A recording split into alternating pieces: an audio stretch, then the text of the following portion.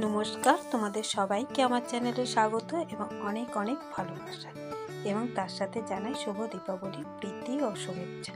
তো তোমরা ভাবছো আমার ট্রেনটা অনেক লেট চলছে, আসলে সবাই ঠিকই ভেবেছো, কিন্তু সেটাও আসলে সঠিক নয়।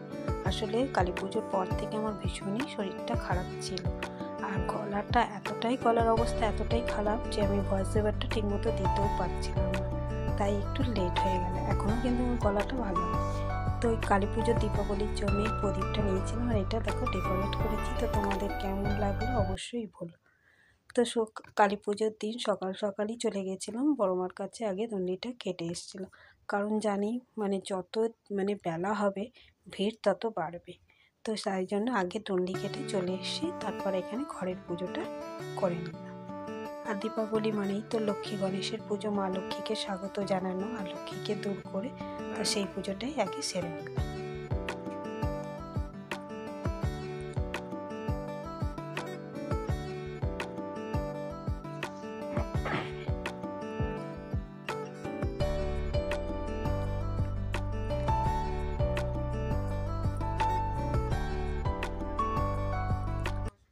তো চলো, এখানে আমার পুজোও হয়ে গেছে। তো আমার এটা লক্ষ্মী গণেশটা পিতলের, অনেকদিন পর পরিষ্কার করেছি, তো ভালোই চকচকে হয়েছে, তাই না?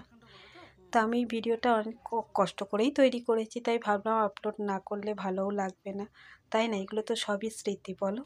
তো চলো, এবার যে প্রদীপটা ডেকোরেট করেছি সেটাকে জ্বালিয়ে নিই। এটা আমি আর মেয়ে মিলেই ডেকোরেট করেছি, এটা শর্টসেও তোমাদের দেয়া আছে, তোমরা চাইলে দেখতে পারো। এই দেখো কি সুন্দর লাগছে প্রদীপটাকে ডেকোরেট করে, মাঝখানে একটা মোমবাতি দিয়ে দিয়েছি একটু জলের মধ্যে। দেখো কি দারুণ লাগছে, আমার তো খুবই ভালো লাগছে, জানি তোমাদেরও ভালো লাগবে। তোমরা যদি ডেকোরেশনটা দেখতে চাও কিভাবে করেছি, তো সেটা তোমরা শর্টসে গিয়ে দেখতে পারো। আর এইবারে আমি সব প্রদীপগুলোই এমনি কিনেছি। এই দেখো ছোটো ছোটো যে প্রদীপগুলো রয়েছে থালাতে, এইগুলোও কিন্তু আমি সব ডেকোরেশন করেছি। তো দীপাবলির দিন দেখো সারা বাড়িতেই আমি কি জানি কেন আমার ভীষণ দীপাবলির উৎসবটা ভালো লাগে। সারা বাড়িতে প্রদীপ আর মোম দিয়ে সাজাতে ভীষণই ভালো লাগে।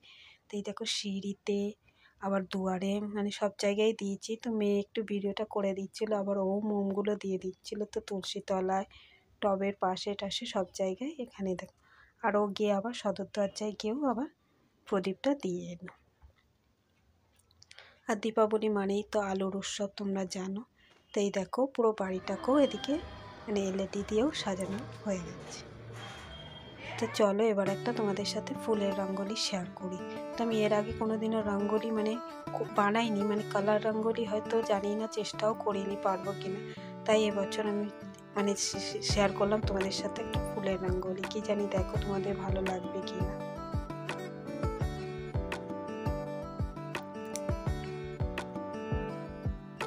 তো এবছর দেখি, চেষ্টা করলাম তোমাদের জন্য এটা শেয়ার করলাম, যদি পারি চেষ্টা করে দেখবো। তো পরের বছর কালার দিয়ে একটা রঙ্গোলি শেয়ার করতে তোমাদের সাথে।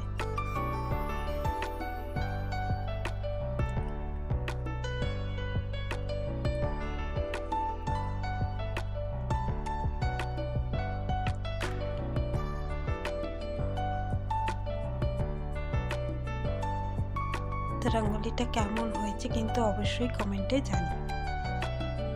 আর দীপাবলির উৎসব সব শেষে তো জানোই বাজি পোড়ানো, তো সেই উৎসবেই সবাই এখন মেতে উঠেছে। এই দেখো যা ভাসুর মিলে শুরু করে দিয়েছে বাজি পোড়ানো, আর তার সাথে আমার বড় মেয়ে। আর এই আমার কিন্তু এই চরকি তারাবাজি বলতে আমার ভীষণ ভালো লাগে ফাটাতে। দেখো এগুলো কি জানি কেন আমার ভীষণই ভালো লাগে, অন্য বাজি ফাটাতে একটু বেশিই ভয় পাই। আর তোমাদেরকে দেখাই, এই দেখো আমাদের গলিতে সারা গলিটা গলির প্রতিটা বাড়ি সেজে উঠেছে একদম, এত এলইডি দিয়ে ভালো লাগছে দেখো তোমাদের। আর ওই দেখো গলির পাশেই রাস্তা, ওখানেই ওখান থেকেই পুজোর লাইট দেওয়া শুরু হয়ে গেছে। আর এদিকে চলছে বাজি পোড়ানো। তো আমি আগে কিন্তু বাজি পোড়াতে ভীষণই ভয় পেতাম, তাও এখন একটু সাহস হয়েছে, ওই চরকি ফাটাতে পারি, এছাড়া আর কোনো বাজিই ফাটাতে পারি না। তো মেয়েও এখানে ভীষণই ভয় পায় বাজি পোড়াতে, ও একটু আমার মতো।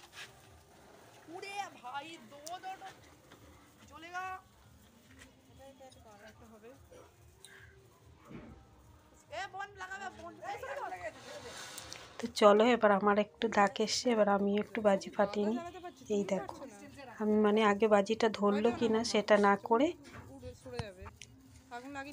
এই দেখো যত না আমি ধরাচ্ছি তার থেকে বেশি দৌড়াবার চেষ্টা করছি। তো চলো এই বাজি পুড়িয়ে এবার একটু পরেই আমাদের একটু টোটো বলা আছে, সবাই মিলে মানে ঠাকুর দেখতে বেরোবো, কারণ কাল থেকে মানে ভীষণই ভিড় হবে, সবাই দূর দূরান্ত থেকে বড় মাকে দেখতে ছুটে আসবে। তো কাল থেকে ঠাকুর দেখা অসম্ভব, তাই আজকে সারা রাতই মোটামুটি ঠাকুরটা দেখে নেব। তো এই ভিডিওটাও তোমাদের সাথে শেয়ার করব, মানে ভিডিওটা এডিট করা হয়ে গেছে, ভয়েস ওভারটা দিয়েই তোমাদের সাথে শেয়ার করব। ততক্ষণের জন্য ভালো থেকো, সুস্থ থেকো, আবার দেখাবে অন্য একটি ভিডিওতে।